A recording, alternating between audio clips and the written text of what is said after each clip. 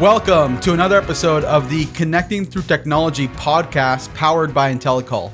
I'm your host, Jonathan Core, and today I have the privilege of speaking to Stacia Skinner, the president of Creative Training Solutions. Stacia brings more than 26 years of extensive sales training experience and over 35 years as a sales professional in a variety of industries, including the bulk of her experience in training. Welcome to the show, Stacia. Thank you so much, Jonathan. I appreciate it.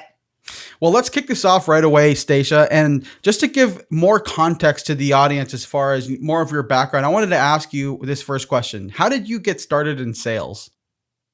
Oh my gosh. I think we all start in sales when we're babies, when we're asking for, milk when we're hungry. But, I really started back, in high school as, in retail sales, and then moved on after that after college, and worked with a variety of companies, et cetera, from being a manufacturer's rep to specialty advertising to a meeting planner. So my whole career, to be honest with you, Jonathan, has always been in sales. Yeah, for sure. And what is it? A few weeks ago, I recently finished a book called To Sell is Human by Daniel Pink. And he talks a lot about what you said. Like, we're always selling, whether we're conscious of us actually being salesmen or we're selling people an idea, on a vision, on a way to go with this business. And so I think that's a great way of illustrating it. And so, now to segue into the goal of the conversation today, which is to speak on virtual selling. Mm-hmm. I wanted to kick this off by addressing, obviously right now we're in the middle of this pandemic, and a lot of outside sales professionals have had to adapt to more of a virtual online kind of inside sales approach. And so Yes. I wanted to ask you right away, from your perspective, why is virtual selling so daunting specifically for outside sales professionals? Well, I think as outside salespeople, and I look at it, I'm an outside salesperson too, who's been quoted, we've been forced. And I think this is the hard part of it. We have been forced to be inside 100% of the time. Now, is virtual selling really new? No, we all have done it. I mean, we've all had, Zoom meetings. We've all done things on the phone, but it's because of the fact that we've been doing this 100% of the time and we're forced to do it that way. I think that's what's become a little bit daunting. And as outside salespeople, we had that time before meetings to get prepared and, have a cup of coffee or even walk down, the corridor with our prospect in order to chit chat. We don't have that anymore. And so everything is so tightened right now that I think because of that, that's why it becomes a little bit more daunting. Yeah, and so to get right to more of the practical and tactical methods in which specifically outside sales professionals, but realistically any sales professional who finds themselves Mhm. with a daunting task of having to virtually sell effectively, I wanted to ask you, what are some practical ways they can overcome the fear, the resistance towards virtual selling, and actually find a way to actually embrace and adapt that approach? Well, the first and foremost that I always say is you got to practice it. You got to practice being able to present yourself over, a virtual platform like we're using today. It's hard to have that green light staring at you. And it's also hard to see your own face. Think about outside salespeople. We don't see our own, or inside, we don't see our own face all the time. Well, now you do. And so one of the things you want to do is get used to that. Get used to having it where, don't look at your face, look at that green dot that says go is how I look at it. But also look at the camera. And somebody, I think it was Oprah Winfrey that actually said this. They asked, well, how do you do this? How do you interview? How do you stay in front of the camera? And if I'm not mistaken, she said, look at the camera as your friend, that you're talking to your friend and that's the way it goes. Now, there's no reason why you can't, guide your eyes both ways. But the camera, we got to look at the camera, not at the screen. Because if I look at the screen, it doesn't look like I'm talking to you. But when I'm looking at the camera, I can't see you. So you need to kind of practice the dialogue with your eyes and also, your movements, etc. But I cannot stress it enough. You got to practice. Yep, and there's a saying out there that what is it? Practice doesn't make perfect. Perfect practice makes perfect. And so I wanted to ask you that piece. What are some other ways as far as practicing and like getting used to being in front of the camera? Like, because somebody could just turn this on and be like, all right, I'm just talking. They feel weird. I'm like, I don't know what I'm doing. That sort of thing. What's an actual effective, I guess, approach other than obviously like I think it's a great advice to stare at the camera. But what are some other tips as far as how to do that effectively? I think one of the things is getting used to the platform too that you're on. We have so many platforms. You got Zoom, you've got Google, you got Google Meets, you've got Teams, you've got GoToMeeting. There are a variety of platforms. First and foremost, you got to get used to the platform, because if you are presenting, if you're using slides, if you're using anything like that, you got to know how it works. Some platforms have it when you shoot up your presentation, you lose camera. And so with that, you got to get really used to talking to a screen, but yet still keeping your eyes on the camera. Also, another thing which is great is have a friend be somebody, a colleague, and practice that meeting together. You do your meeting, they do their meeting, and record it. And look back at that recording to see, okay, is there anything that I could have improved on? Is there any way that I could have, engaged them a little bit better? How was I looking on camera? Did I look like I was really engaging in that conversation? So again, like you said, Jonathan, practice, perfect practice makes a perfect, presentation. That's what it's all about. But if you don't have somebody give you constructive, criticism, and you need somebody who's very honest with you. I think there's a lot of us will say, "Oh, you did great," when you were staring at your screen, but not at the camera. So you have to have somebody who's going to be kind of quote unquote brutally honest with you.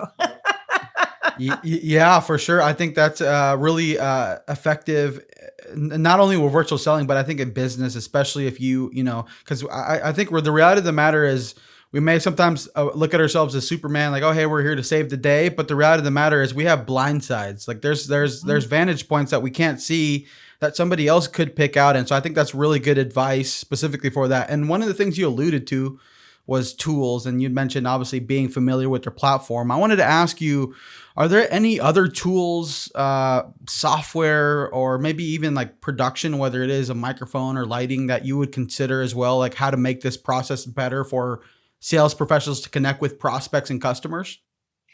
I talk about that we have communication tools at our fingertips right now, and some you don't even have to pay for, which is great. I always look at it, if I can get something free, woohoo, it's good for all of us. And especially, we all have budgets we have to work with, and we all have things we got to do. But we have a variety of communication tools that are at our fingertips. And if I just run through them really quick, it's almost like we have a golf bag full of clubs, and we got to figure out which club is going to be the right one. Mm-hmm. I use this analogy. I wouldn't use a driver to putt a ball into the hole. It just wouldn't make sense, right? Mm-hmm. At the same time, I wouldn't use my putter in order to get the longest drive. Doesn't work. So we got to use those tools in a variety of ways. If something isn't working, you got to switch it up and use something else. And especially in today's world of trying to prospect virtually. So if I look at the tools we have available, the first and foremost, the best tool in prospecting is the phone. The phone is a virtual tool that all of us have used for years. So use the phone, number one. Number two is we do have email, which is a great tool, but we got to be careful on where we use it and how we use it. Also, personal video. That is a fabulous way to pique somebody's interest. I do a lot of video emails in order to kind of pique that interest of my potential customers. We've got presentations, like we're doing here, and social media, making sure that you're an information resource. Put something out there on social media of something that would help your customers or people who are kind of perusing through social media in order to get a real good sense of what you do and how you can help others. So we have all these tools, and one that I love, I still look at it as virtual, is snail mail. Love snail mail. And I've used it so much during this pandemic. And it's amazing the responses you get when you also combine all this and use snail mail too. We hope you're enjoying today's episode. Here's a quick shout out to today's sponsor. Intellacall is a video software that connects your customers with anyone in your organization with just one click from your website. But in a world filled with video software, why should you consider Intellacall? I'll tell you why using one word: simplicity. Intellacall allows you to connect via video without downloading any software, sending any meeting IDs, or passwords. On top of that, Intellacall integrates directly onto your website, so if any customers or prospects want to get in contact with you directly, they can do just that. For more information on Intellacall or to schedule a demo, please visit us at www.intellacall.com.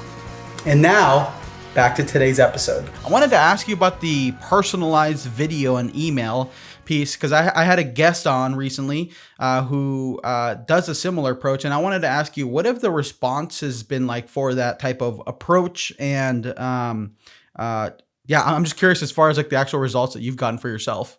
Okay. So with this, as we talk about, my business partner and I wrote this book called Competitive Selling. And one of the things that we did here, and the reason I'm stating this, is we talk about a 6-step touchpoint process. That is a repeatable process, because if you think about what's happening in today's world, it used to take 3.68 attempts in order to get somebody on the phone. I've seen statistics saying that it takes 18 attempts to get somebody on the phone. Well, that's a lot, and I don't want to scare people like that, but it does take more than one. And we need to figure out how we can do that. So what we talk about here is a 6-point touch point process. And the way that we work it, and again, I'll answer your question in 2 seconds, but I want you to know why I get the response I do. So the first thing I'm going to do is I'm going to use a voicemail, because 9 times out of 10, you're going to get a voicemail when you're trying to call somebody. So I do a voicemail, then I do another voicemail. Then I do a virtual email, so a video email.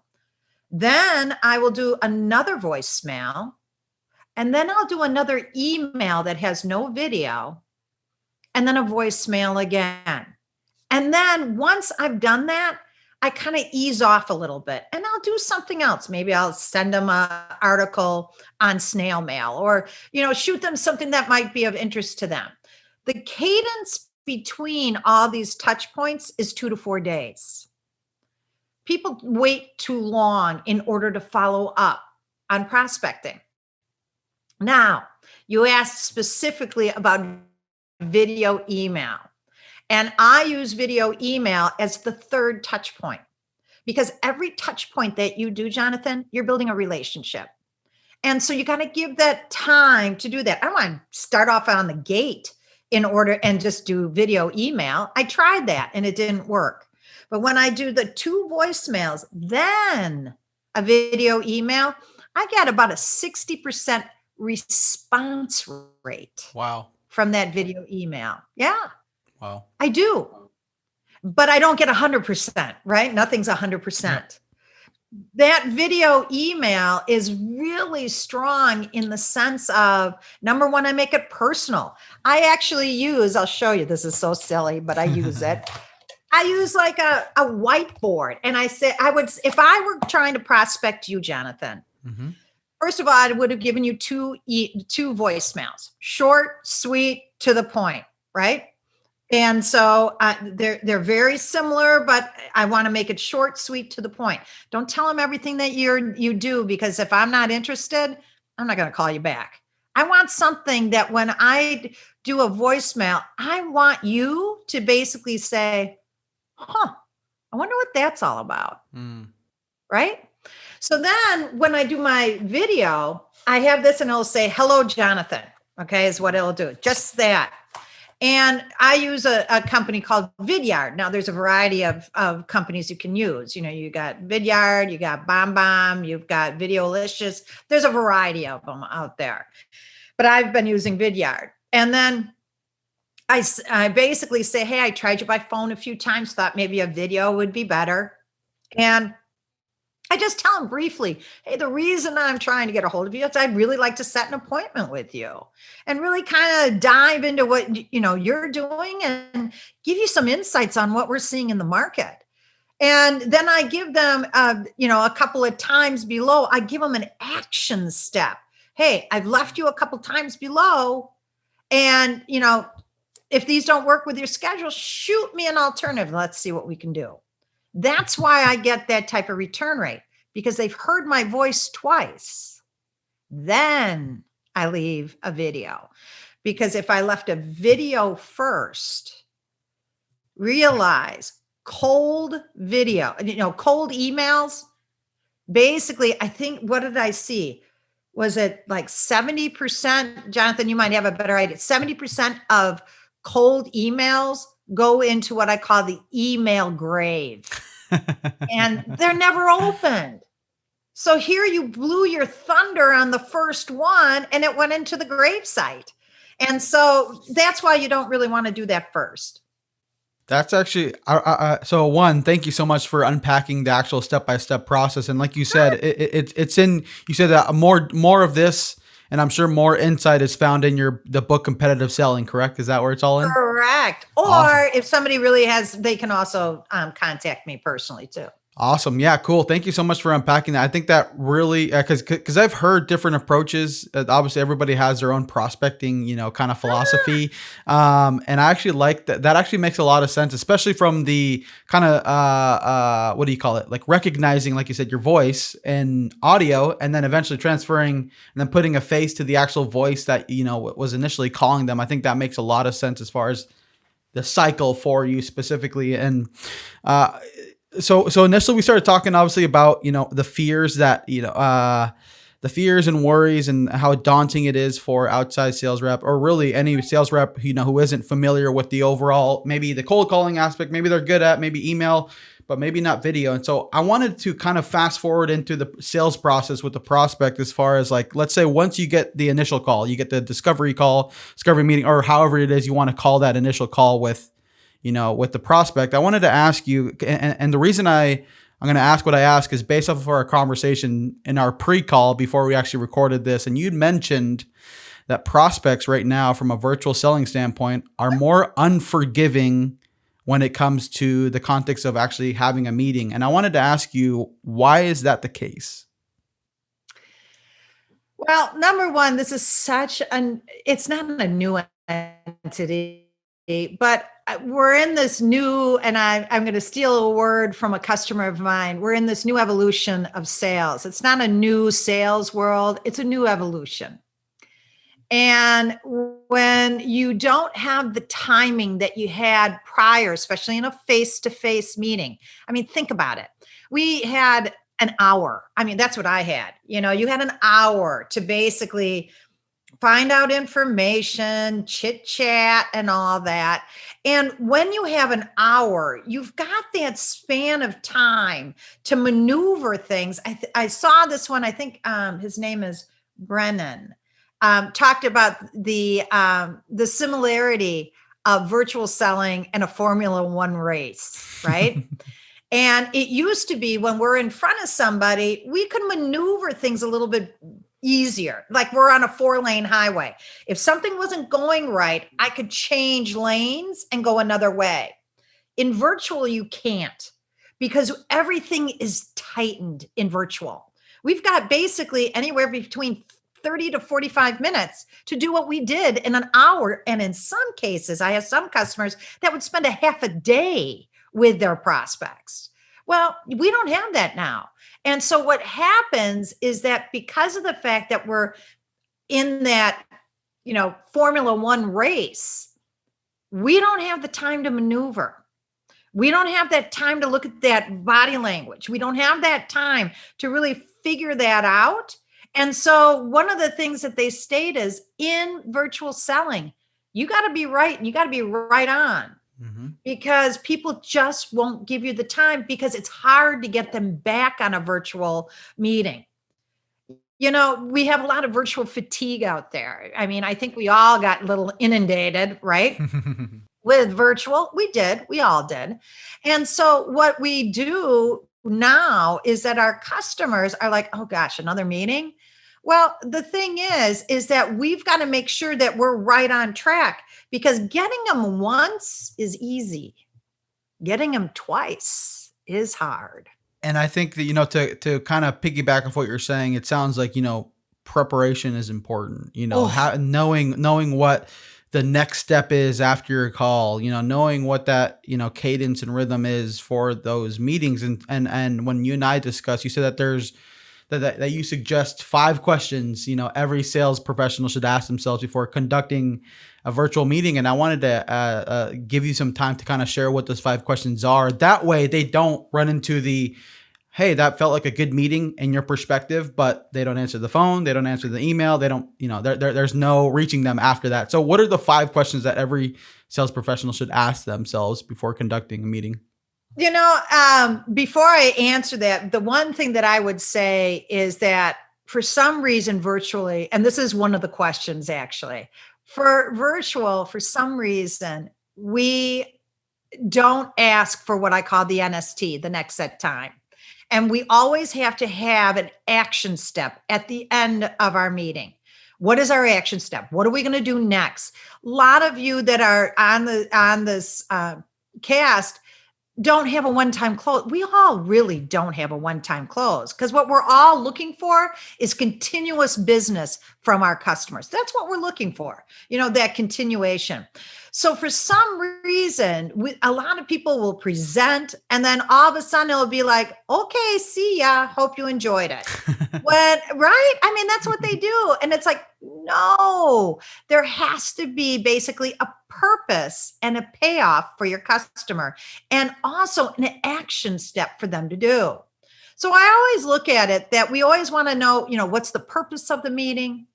Who's going to be involved in the meeting, right? How are you going to start that conversation? What's that chit chat you're going to start with? People say, well, we can't chit chat anymore. No, you can. Remember, even on virtual, people buy from people, and you have to find out who that person is on the other side of the camera. Give a little bit of, something about yourself. Or, even to them, hey, tell me a little bit about you. How long have you been here? If you don't know who they are. Hey, I was looking at your website, saw on LinkedIn. You have to pre-call plan more so now than ever before. Yep. Right? And then basically what you want to do there is then figure out that NST. What is that NST that we're going to have? And I call it a next set time in order to move the sale forward. As salespeople, and this is inside, outside, upside down. As salespeople, we are great at being date driven, not so much time driven. So what I'd like for people to do is remember this. A next step is a suggestion. Hey, Jonathan, why don't we get together next week? Hey, Jonathan, how's Thursday look for you? That's a suggestion. And you can easily say, sure. But when I ask for a next set time, I'm asking you to do an action step too. So it would sound like, Jonathan, I really see some value in what we have to offer and how we could really mesh with what you're looking to do. Yeah. Let me put something together for you. And why don't we get together, say next Tuesday at 2? What happens there is I'm asking for a commitment. And that's what you need. I always look at that sales is like playing ball. We need to find out who's playing ball with you. And the key thing is the one who has the ball is the one who's in control. And as salespeople, and especially if we asked people to come into a meeting, it's our role to move the ball forward. So that's why you always want to think about, after the end of every meeting, who's got the ball? You or them. And if they got it, you got to get it back.